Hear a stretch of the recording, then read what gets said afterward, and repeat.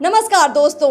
India alliance के नेताओं की, विपक्ष के नेताओं की गजब बेइज्जती हुई है और किसी और ने नहीं, मद्रास हाई कोर्ट ने की है। ऐसी लताड़ हाई कोर्ट ने इन विपक्ष के नेताओं को लगाई है कि उम्मीद करते हैं कि शायद अब इनकी आंखें खुल जाएं और इनके अंदर थोड़ी सी शायद शर्म आ जाए।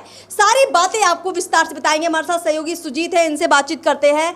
जिस तरह से देखा आपने कि उदयनिधि एमके स्टालिन के बेटे, जो कि तमिलनाडु के मुख्यमंत्री हैं, महागठबंधन इंडिया अलायंस के बड़े नेता हैं, उनके बेटे और सरकार में मंत्री उदयनिधि को सीधी फटकार हाईकोर्ट ने लगाई कि जबान पर लगाम रखिए। ये बातें सीधे हाईकोर्ट ने कही हैं।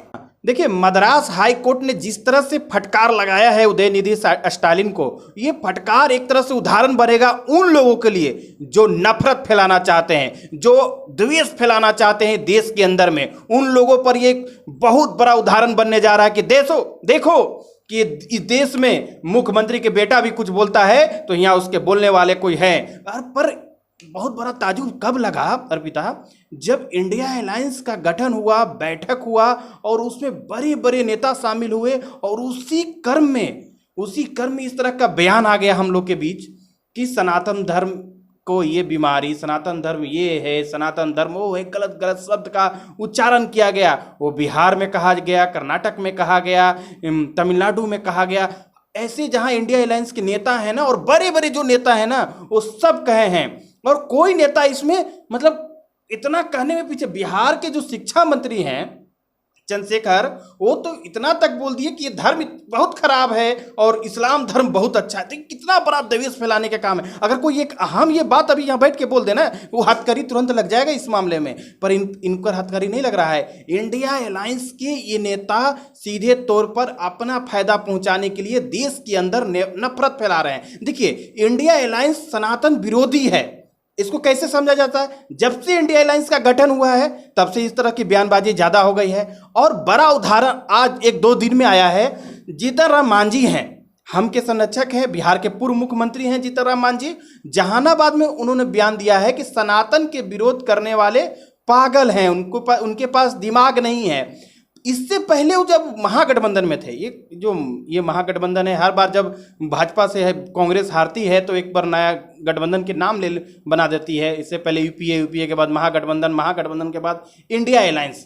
तो महागठबंधन में जीतन राम मांझी जब तक थे, राम को गाली देते थे, भगवान श्री राम को गाली देते थे। आज क्या बोल रहे हैं? सनातन का विरोध करने वाले पागल हैं। आप ये कह रहे हैं कि जब जीतन राम मांझी इन विपक्ष के लोगों के साथ थे, राजद के साथ थे, नीतीश के साथ थे, तब ये सनातन को गाली देते थे। लेकिन आज बीजेपी के एनडीए के साथ है तो अब सनातन का झंडा लेकर खड़े हो रहे हैं। कहने का मतलब है कि विपक्ष है तो सनातन विरोधी है और बीजेपी और एनडीए है तो सनातन के समर्थन में दिखेंगे। ऐसा परिप्रेक्ष्य, सामने तस्वीर है, सामने उनकी आवाज है, सामने उनकी बयान है। आप सामने देख सकते हैं कैसे कांग्रेस की राष्ट्रीय अध्यक्ष खड़गे के बेटा किस तरह के बयान देते हैं। आपके सामने उनका बयान है। बयान का ज्यादा विस्तृत करना अच्छा नहीं है क्योंकि ये बयान बहुत ही तुच्छ बयान है।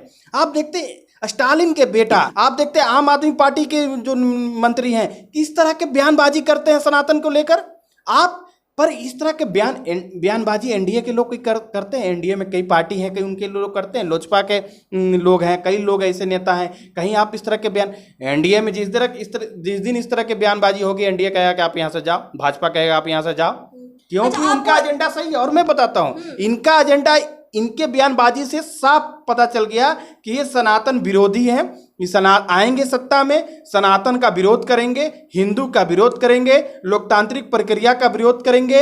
ये पूरी तरह से अपना एजेंडा साफ कर दिए। इन बयानबाजी से जनता भी समझ ली है। और मद्रास हाईकोर्ट ने जिस तरह से फटकार लगाया है, एक बड़ा उदाहरण है कि देश में आज भी कोई फटकार लगाने वाला है। राहुल गांधी फटकार नहीं लगाए। जो राहुल गांधी चुनाव के समय जेनेऊ पहन के चलते हैं, अपना गोत्र बताते चलते हैं कि मैं हिंदू हूं, मैं हिंदू हूं, मैं हिंदू हूं। भाई, आप हिंदू को गाली दिया जा रहा है, आप उस समय चुप क्यों हैं राहुल गांधी जी? आपका ट्वीट क्यों नहीं आ रहा है? स्टालिन के बेटे चुप, तुम हिंदू के बारे में नहीं बोल सकते हो। चंद्रशेखर, तुम नफरत नहीं फैला सकते हो। खड़गे जी, अपने बेटे को संभालिए, इस तरह के बात नहीं बोल सकते हो। पर कैसे बोला जा रहा है युवराज के सामने? मैं इतनी कड़क आवाज में इसलिए बोल रहा हूं कि अगर देश के अंदर में इंडिया अलायंस की गठन हुई है इंडिया अलायंस की गठन हुई है तो एजेंडा उनके पास क्या है? विकास का एजेंडा कुछ भी नहीं है। विकास का एजेंडा नहीं है। आप गैस सिलेंडर को लेकर बोलते हैं मोदी सरकार ने 200 रुपया कम किया।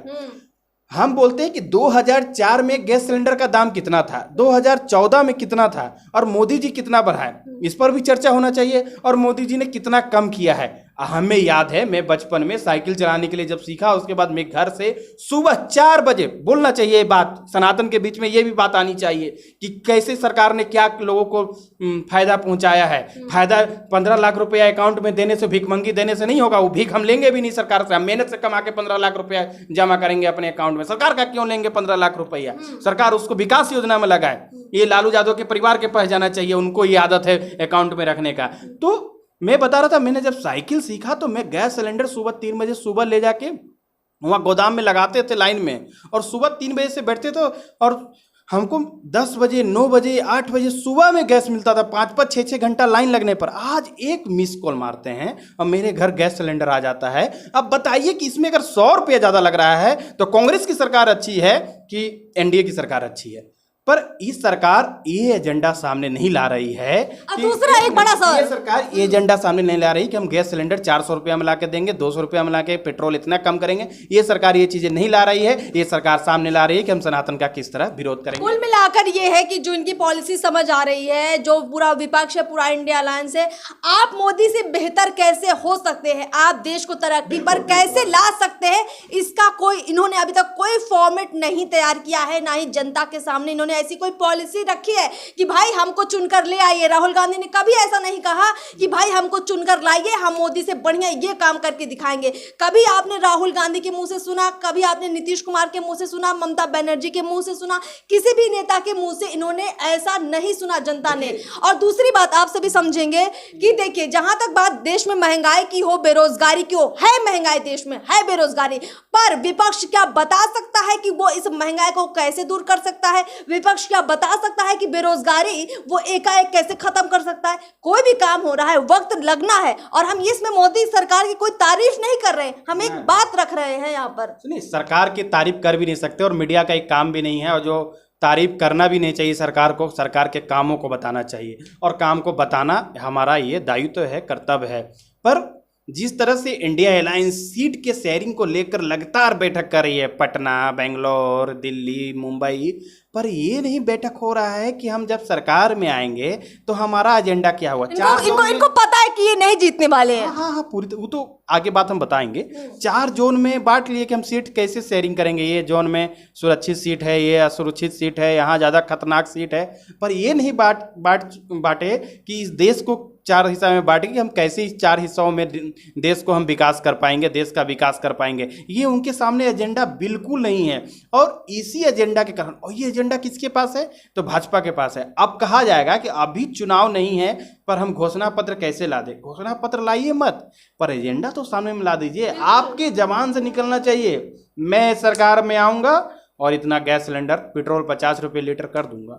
मैं सरकार में आऊँगा, गैस सिलेंडर 200 रुपये 300 रुपये कर दूंगा। देखिए सुजीत जी, यहाँ पे एक और बात हम रखना चाहेंगे। देखिए, एक दो तरह के एजेंडे होते हैं। एक तो वो होता है जब आप चीज़ों को सस्ता कर देते हैं और आप लोगों को ये कहते हैं कि ठीक है, हम सरकार आएगी तो महंगाई ऐसे घटा देंगे। लेकिन दूसरा रोड मैप वो होता है कि ये बताता है कि अगर किसी प्रदेश में मान लीजिए कि 500 महाविद्यालय हैं तो कहेंगे कि हम इसको 5000 कर देंगे। कहने का मतलब ये है कि हम आगे क्या काम करेंगे जिससे कि डेवलपमेंट होगा। और ना ही वो ये भी बता पा रहे हैं विपक्ष के नेता, इंडिया अलायंस के नेता, कि कमियां कहाँ कहाँ हैं। वो सिर्फ हम देखते कुछ बड़े घरानों का नाम लेते हैं और मोदी सरकार के खिलाफ खड़े हो जाते हैं, लेकिन वो ऐसा कोई टॉपिक नहीं रखते हैं जिसमें वो ये बताते हो कि नरेंद्र मोदी से हम इसमें बेहतर करेंगे। आप 14 याद कीजिए सुजीत जी, 14 आपको याद होगा, तब यही बीजेपी एनडीए विपक्ष में थी। लेकिन मोदी किसके साथ आए? विकास एक वो मंत्र था जिसके साथ मोदी आए, और उनके हर भाषणबाजी में सबसे पहले बात विकास पर होती थी, उसके बाद कटाक्ष सरकार पर होता था। अच्छे दिन आएंगे बताते थे लोग कि आपके अच्छे दिन कैसे आएंगे, लोग को बताते थे। अब देखिए, इंडिया अलायंस की जो बैठकी हुई, एजेंडा की जो बातें हम कर रहे हैं, अभी एक नया सामने आया जब G20 के बैठक में एक इकलौता कांग्रेस के मुख्यमंत्री गए थे, सुक्खू, हिमाचल प्रदेश के मुख्यमंत्री। जब उनसे पूछा गया कि आप पार्टी लाइन से हट के क्यों गए, तो बोले कि हम G20 में वहाँ के जो मुख्यमंत्री आए और प्रधानमंत्री से हम गुजारिश करने गए थे कि हमारे यहाँ जो आपदा आया है उसके लिए आप राहत पैकेज ज़्यादा बढ़ा के दीजिए और जल्दी दीजिए।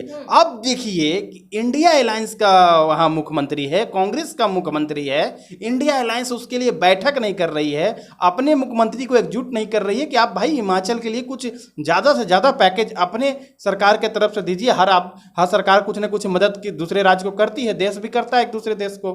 तो इस तरह के लिए अब सबको बयान दे रहे हैं कि हम इसके लिए गए थे, पर ये नहीं बोल रहे हैं कि हमने कांग्रेस की इंडिया अलायंस के लोगों के बीच में गए और लोगों ने इस तरह का हमको आश्वासन दिया। आप देख सकते हैं कि उनकी जहां सरकार है, जहां आपदा आई है, लोग भूख से मर रहे हैं, लोगों की घर टूट गए हैं, तब भी युवराज वहां दौरा पर नहीं गए, मणिपुर चले गए हैं। राहुल गांधी, हाँ, सिर्फ असमत लूटना ही, इज्जत लूटना ही सबसे बड़ा इस देश का ये नहीं हो सकता है, कांड हो सकता है। घर गिरना भी एक बड़ा कांड हो सकता है, आपदा आना भी एक बड़ा कांड हो सकता है। आपको जाना है, वहाँ तो आपकी सरकार भी है। हाँ, आपको जाना है तो आप सभी जगह जाइए, सभी जगह आप आवाज उठाइए, तब आप विपक्ष कहलाइएगा। मणिपुर के मामले में हम तो मोदी सरकार को कहते हैं कि ठीक है, आपको और अच्छे से काम करना चाहिए। कहीं ना कहीं जो आपकी पॉलिसी है, विपक्ष सिर्फ एक जगह जाके केंद्रित चीजों को कर रही है कि पूरा देश में सब सही है, मणिपुर में बहुत बड़ा त्रासदी हो रहा है।